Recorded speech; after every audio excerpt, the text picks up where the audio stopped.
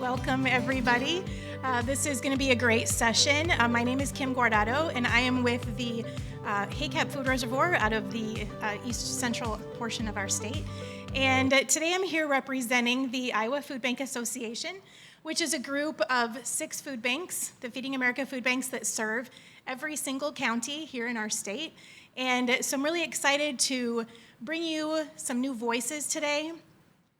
Just wanted to give you a few little statistics about what we do in the Food Bank Association. So I mentioned that we have the 6 food banks. In the year of 2022, we distributed 43 million meals. 43 million meals distributed across our state through our food bank network. And this food goes to 1 in 13 children that are facing food insecurity. So as we have learned a lot about today, there's a lot of food insecurity all over the place, right next to us, right in front of us. And so we wanted to bring some of those voices to us today. So I have a few questions that I'm going to ask of my group here, and I'm going to have them each introduce themselves as we get started. So I'm going to start with you, Ralph, on the end.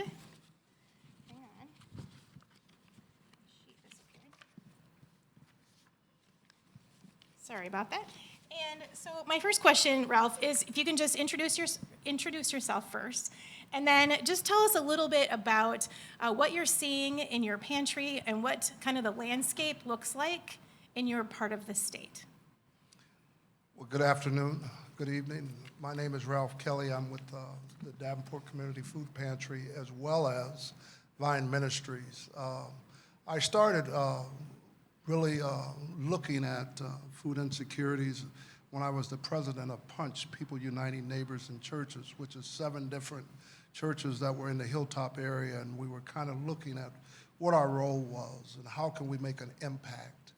And food insecurities kept rising to the top because we looked at the families, we looked at the students and the children that were in the neighborhood, as well as the businesses that were in the neighborhood, and there wasn't a lot of businesses. There were very few grocery stores as well as outlets for fresh fruit and fresh produce.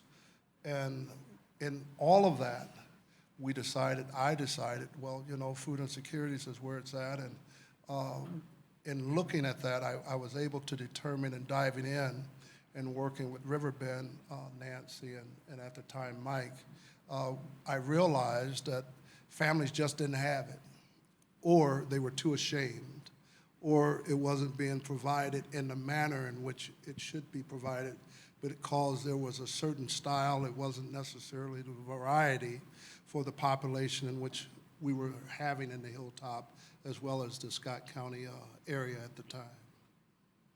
Great, thank you. Di, I'm going to pass that question to you. Please introduce yourself and tell us a little bit about what you're seeing.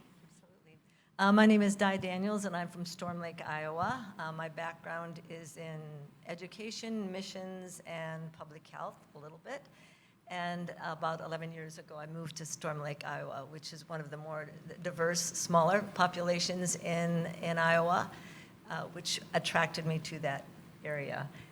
Salute is a multicultural health coalition that I helped found, and I am a co-director. And we believe in health equity in all aspects, and also recognizing the leadership among that diversity and bringing them up to the position that they deserve and need, and supporting them. There are a lot of nonprofits in Storm Lake, and a lot of us are not, we work voluntarily. And it was about 2015 that in Salud we sponsored a focus group on hunger in Iowa, and I hadn't realized until it was actually, even though I sponsored that and it was at that, the numbers, and it was sort of a life changer for me. That then became one of the key roles that we wanted to play in Salud as well.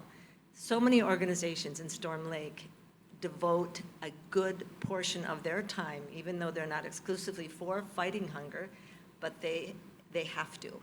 So we all step to the plate, and one of the things I'm most proud of is forming the hunger dialogue. When I say we, I mean Storm Lake, we did, and in which all of these entities come together and talk about what we're doing, so we don't replicate, so we collaborate, and I've heard that word all over here today.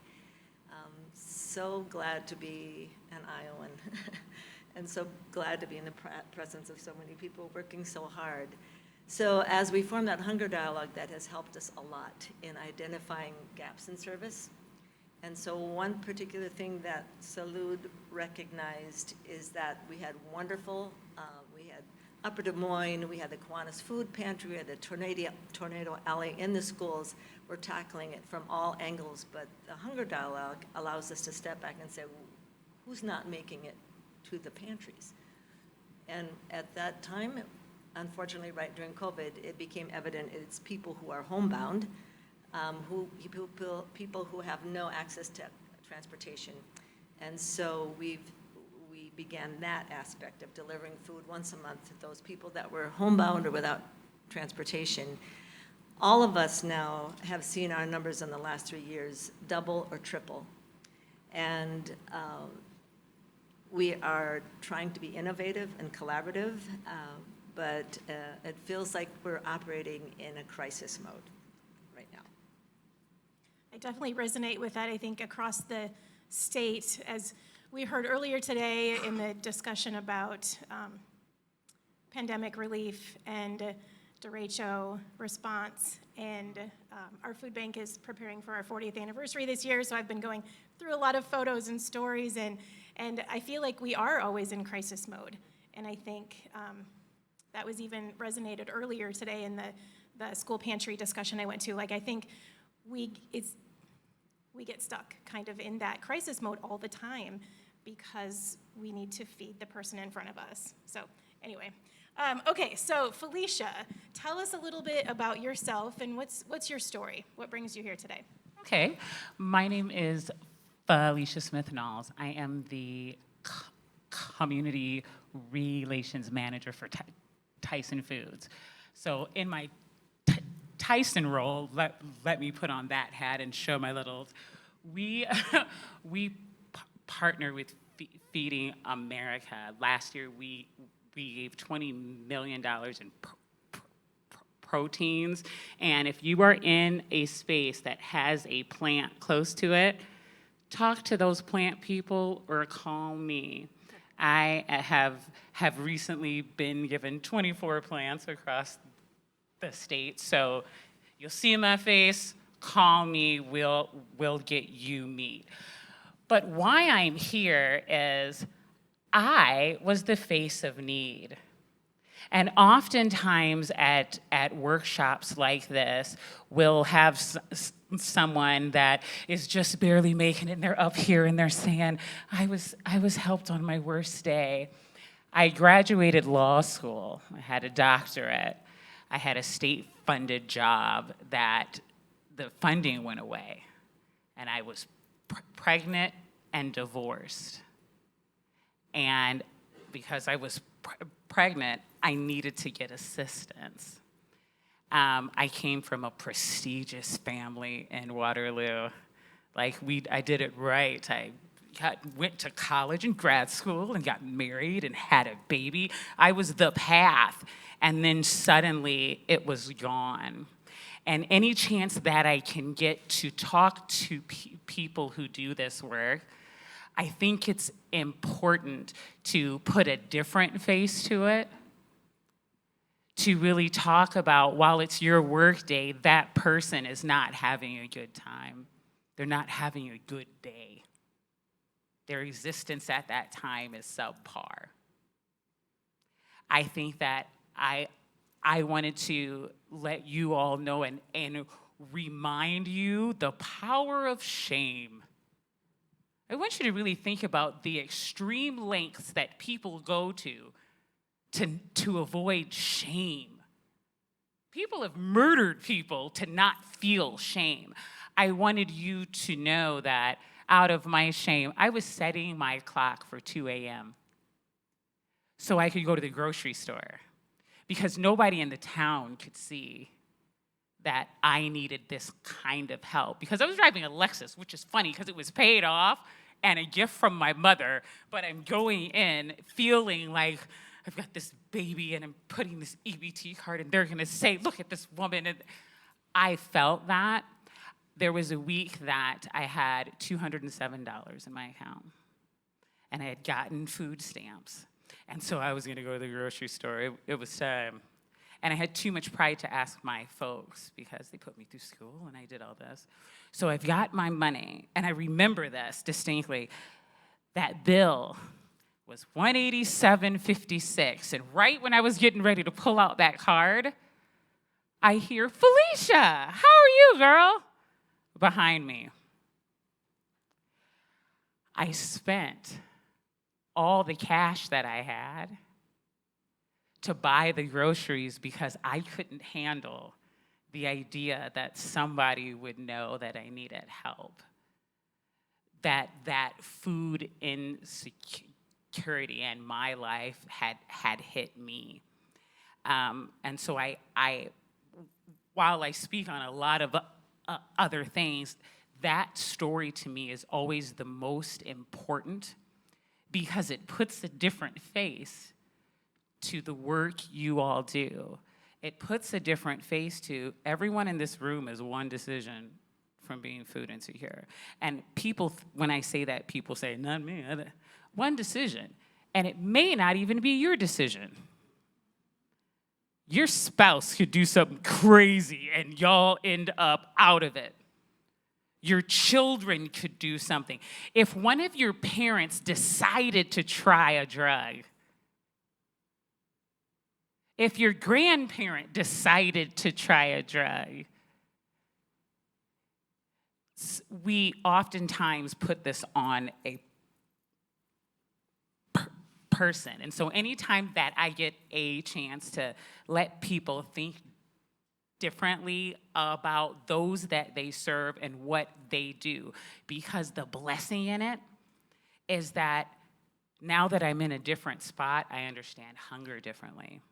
And that affects how I influence how Tyson gives food.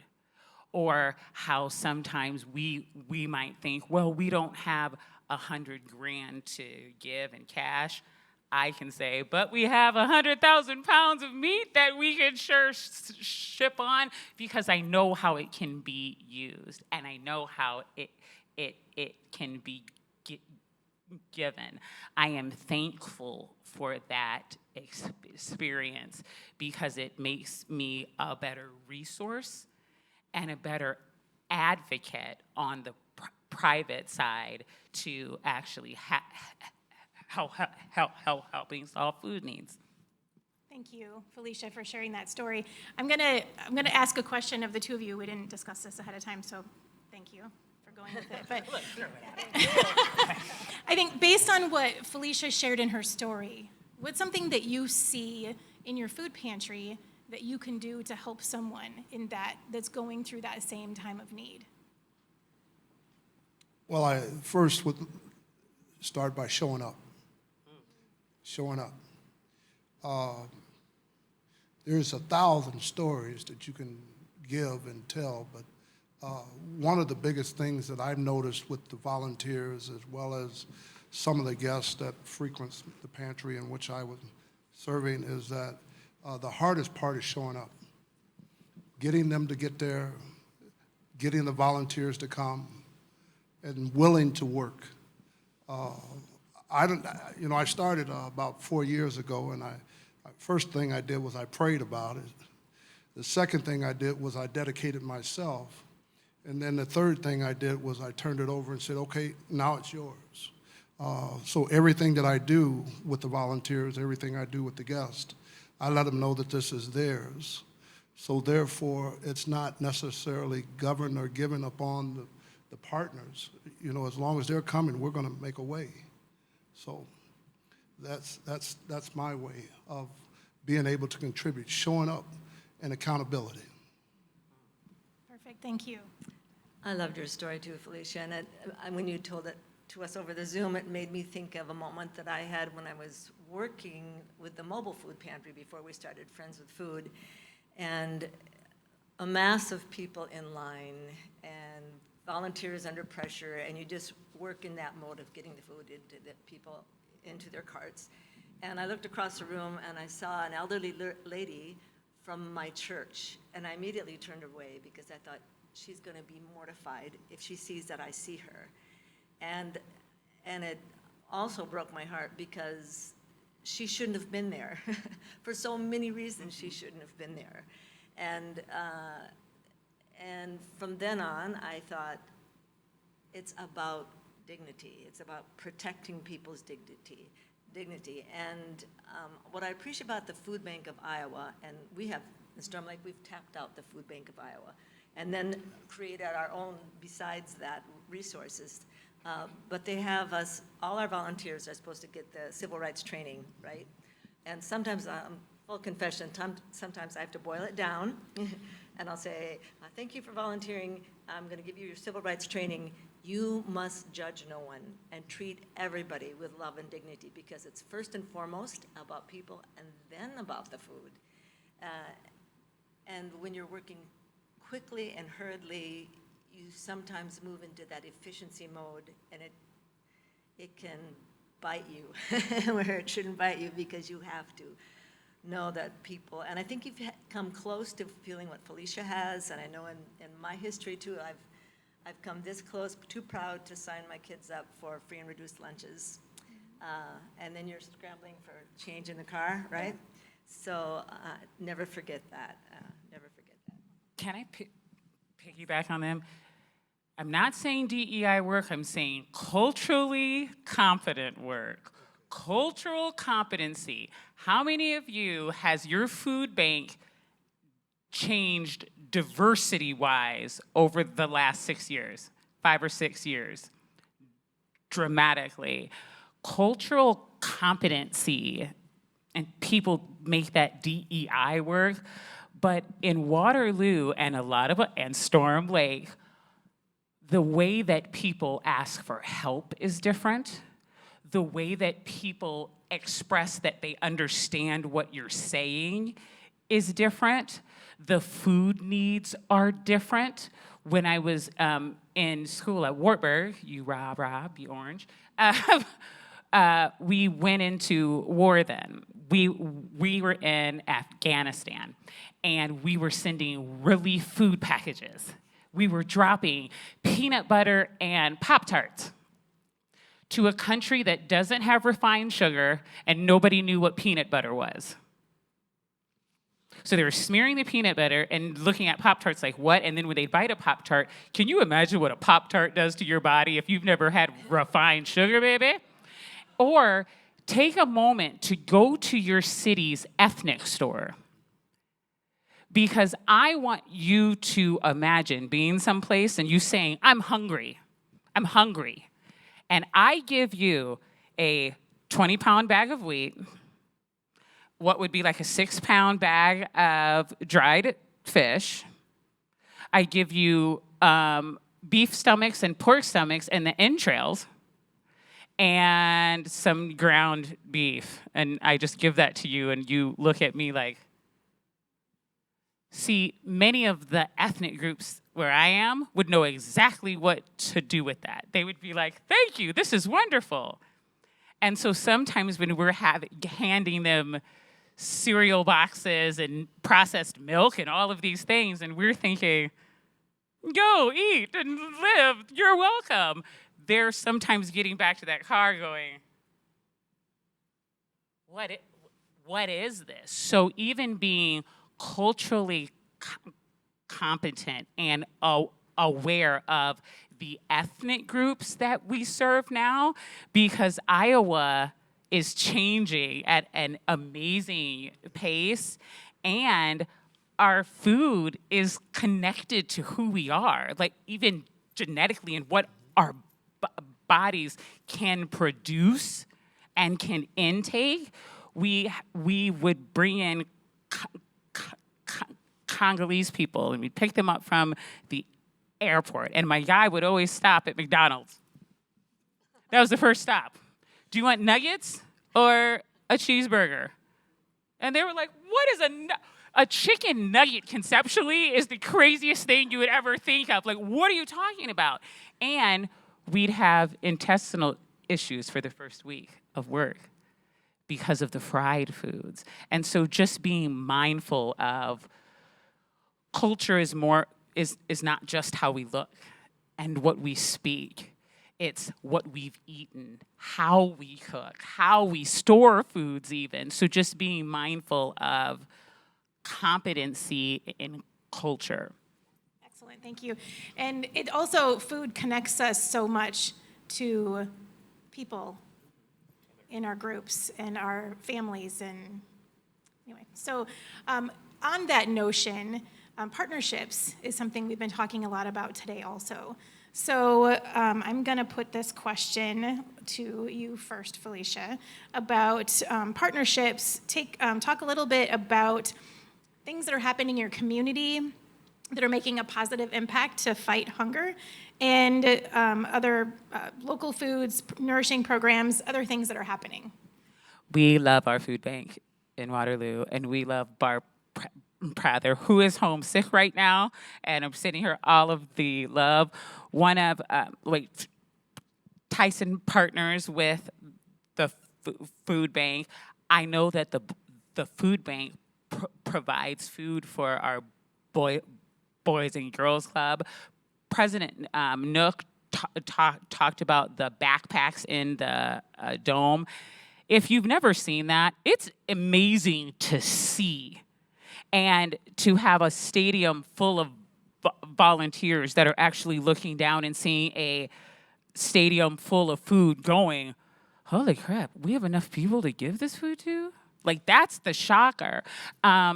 Having the information, how you give it. I will tell you, Barb gives the presentation of need in our city based on how many people are not on SNAP that could be. Because people associate food insecurity with poverty. You know what I mean? Like, they don't see it as people with jobs needing food. The image is it's alms for the poor. Like, it's an impoverished, complete needy person. Barb gives the actual numbers. And the funnier part is, I know public work, ain't nobody making millions of dollars on this side. So when she gave the real numbers and people started going, holy crap, I got 4 kids. I guess I could do what? Most of the people that worked in the room could be on SNAP. And so providing the info that it's not for people that aren't working, and people that have no income, and people that are on drugs, and people that are, no. We're talking about food insecurity. And it was those partnerships and her speaking on it that made other people start going, other businesses start going, well, I know that I've got somebody on payroll that I'm paying $50 to, and I know that they've got 6 kids. Maybe my business should be partnering better because the people that I'm paying need this assistance. Also, go to them. You would be surprised how many issues major corporations aren't actively aware of how to presently engage at the local market. And so sometimes people go, well, they're not doing anything. And I'm in a chair going, everybody asked me for stuff. You didn't ask me for anything. I didn't know that's a way you wanted me to help you. And so I would say building partnerships, closed mouths don't get fed. Closed mouths don't get fed. So it's okay to aggressively say, we're serving these people. Every community you're in, you're feeding their people, their employees, their teachers, their workers, their team members, their neighbors. That plight of, this ain't helping me. This is helping you. Like, I'm trying to help you. Laying it out like that, and laying it out like the need that it is. This is crisis. This isn't fun funding. This is a major need. And to approach it like that, we are feeding babies. We are feeding people that can't get out and get food for themselves. So that it's mission driven, but expressing that in the passionate way that it actually is, and giving people numbers that that'll shame people, because once again, the power of mighty shame, that makes me go, oh. How much are we giving to the food bank? Like, can we make sure? It even inspired me to call other business people in my role and say, hey, what are you doing for the food bank? Because we just gave this, and I think we could do something funner. Or, hey, this other org had a fundraiser that they thought was cool, but I bet we could sponsor something better. We're going to do something better to help elevate, but push your partners. Don't let them sit. Don't let your board members sit. I'm on our food bank board. Push me. Ask me for stuff. Say you're on this board because you're connected. We need you to take action. Push your board. Push your partners. I'm here for that. And I want you all to feel empowered to do that. You're not to tell groups, this isn't about me. This is about us. There's so much we can do when we all work together. Di, would you tell us a little bit about some community partnerships happening in your area? Yeah, I alluded to it earlier about the hunger dialogue, and sometimes in a small town, we do have to, just by default, we have to collaborate. We're stepping on each other's toes all the time. So we might as well come together and talk about how we can not be in our individual little silos, but really refer to each other. And I have to say that happens a lot. When we're packing up the food at the church for the food delivery for Friends with Food, people will come in and they'll ask for food, and I'll have to stop and say, well, this is for this, but of course we're going to give you something. But let me tell you about this, the food rescue mission. Let me tell you about the Kiwanis Food Pantry. Let me tell you about this one. And here's a sheet with all of them and the different days and the different times that they serve. And that is the kind of community building you have to do, because sometimes it's just people making the rounds. And we don't worry about exploitation of, there may be a handful, but having been in the line, serving people they drive up in their cars for the mobile food pantry. And this weather that we've had the past couple of weeks, when you're in your car for 2 hours, when the heat index is off the charts, nobody does that to exploit. Nobody chooses to be in a line for that long. But I do love the sense of collaboration that is happening, and not just to feed people better, but we do try to take a moment and stop each meeting and say, what can we do to change things systemically? I mean, it should never be so, to the point that we're so proud of how well organized our food pantry is, or how cool our processes are. It should be, should be a sense of horror that we're doing this, but also a wonderful sense of, you can't get enough volunteers to do these services. I mean, it's really, a lot of my work is in Salute is getting volunteers to do this, that, and the other. But when it comes to helping people with food, volunteers show up in droves. And I think that's, they relate to that need. A lot of them do, maybe on some levels like Felicia's, or lesser than like mine, but people want to help. And so we have to make the best of that collaboration. I'm sure you've seen that as well. He's next, right? Yes, yes, go for it. So we have partnered. We're in a unique situation. A few years back, I had the opportunity of going to Harlem. I was sent there by the Davenport Community School District, Dr. Tate. And part of the outcome of that was looking at how from the cradle to college could work in our area. And we took that idea and we looked at it, and we started to look at the people that were coming into this opportunity center. And part of that initiative for me was to bring those people to the table or get them food on their table. So that included Boys and Girls Club. It included the Safer Foundation, which was for students that were not allowed to go into regular school systems. So it brought in churches. It brought in other outside businesses that didn't have the type of advantages of being able to support families outside of work that they know that needed help. So it's just been a big conglomerate of being able to work with St. Ambrose University and Palmer College that is located within our perimeters right there in the Hilltop area. But one of the biggest things that I think really pushed us over the hump was the Hilltop Campus Village, because their goal was to get businesses in from mainstream Iowa, which Terry Branstad obviously hosted and had a big role in, but it was also maintaining those families and getting them connected to do something, getting involved. So then that brought about small gardening plots.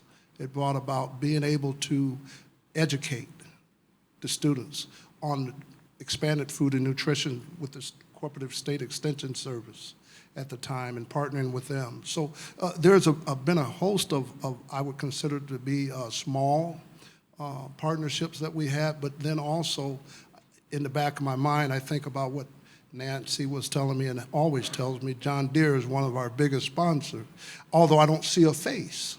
But I make sure that when I'm speaking to those volunteers that are under me, as well as some of those guests, that, there is someone that's kind of making sure that the mainstream is getting to be mainstream. And I like Tyson's approach with that, because when I had a relative of mine that was kind of in your position working for Oscar Mayer, I shouldn't be throwing names around, we did some of the collaboration, and she wanted to bring in some things, and we went through that whole process. And some of it happened, but it didn't get quite to the level in which I thought it could get to, because once again, when you work on the construction, there's always not enough time and not enough volunteers. And me being one person, I just didn't have the dedication yet, because I'm still at it. Kim, can I just add one thing? Our collaboration locally is huge, of the small groups or the college or the school. But I have to say, too, partners like ISU Extension and the University of Iowa have been major partners. And in the beginning of our coalition's life, it was such a separation. You were you, and we were rural. And you would offer great things, but we just couldn't bridge. We couldn't get to those things. But I don't know what's happened, but there is much more interaction now and much more support. So it feels good to be in a place like this and not so strangely foreign anymore, to know that there's support. And wearing your food bank hats, go to other people's events. If you are in your pantry and you're seeing an ethnic group that you haven't seen before, there's nothing wrong with engaging people. Engage them, because this is a whole population that low-key you might be able to set up something to serve them better and take some of the ease off of your pantry, right? Every ethnic group that we at Tyson in our plant, we have people from over 40 countries. We employ 36 full-time interpreters translating 14 languages, okay? So when we get an ethnic group, it sounds crazy, but they're that group, and so we will know that if we're gonna source something, we know who to source it through in that group and what that group needs. Cabrini groups get pork bellies, like that's a thing. So we'll even know that if they're gonna have an event, that it's gonna be during these weeks at this time right here. as food bank people, when you're seeing populations come in, it's very rare that an Iowa town gets one person from Haiti. It's extremely rare. There's usually a core group. Reach out, because maybe you could serve, if you know that that pop meets every Wednesday at 6, it might relieve so much off of your food bank if you can make these ties, but really be looking at the ch- changes in those that you serve, because maybe some of the partnership making is on your end of establishing real relationships that could be satellite sites. Some of those reoccurring people are the person that speaks English the best. So that's why you're seeing them a lot. And even when you're questioning them, they are not even really understanding that you're thinking they're trying to scam them, because they're not understanding what's happening. But you're like, I've seen this person 6 times. They're the connector. Yeah?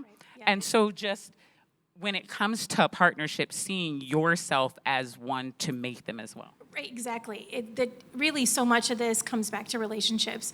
It's relationships with the people that are facing food insecurity, relationships with your community members to get people connected to the work, and relationships with the businesses and corporate world to help work together to fund it or get meat. Whatever that is, we need to work together. And I think we know that, but it's nice to be reminded of how important it is to work together with everybody. So we just have a few minutes left. Just if you could, take about 2 minutes to tell us 1 or 2 things that you would like people to take away from this session today. And I'll let whoever wants to go first, go first. Let me go ahead and start. I want to, first of all, thank everybody for being here, and then also being able to serve on this panel with this great group of individuals. But I also want you to know that when you see me, you see thousands of others that are like me, that want to do what I do. And unless you, as an audience, as a business, as a volunteer, continue to look at innovative ways in which we can make that happen, it won't. You have to create the situation. You have to actually present the opportunity. And then sometimes, as I was listening, you have to look at what really drives that individual to make them want to do it. Because just like many others, if you haven't been there yet, you're on your way. And that is, life is getting shorter, it's not actually getting longer for us. So therefore, if we don't help prepare those people that are coming behind us, getting into the schools, if we don't prepare those elderly individuals that are in transition because they can't do what they used to do and they need more assistance, then we're not really going to be able to sustain our country, our world, our community, or our own personal lives and families. And you know, one thing that I take pride in, and that is living next door to someone that I know is doing well. It would be hard for me to live next door to a neighbor and the grass was tall as I was. It would be hard for me to live next door or across the street from a family of 5 and knowing that they're struggling financially and they can't afford a meal. It's just not in me to stand back and watch those type of things happen. So then it takes that extra effort to actually step up and do something or say something that's going to make an impact in their lives, which eventually changes mine and make my community a better place to live. Thank you, Ralph. 2 takeaways. It's hard to look at all of you who are experts in the field and offer you takeaways. I'm taking away from what you have shared today. But 2 things that I always hold every time we get ready for a food bank, a delivery or whatever. One is that don't ever let this become the norm. Don't become complacent, because this has to change.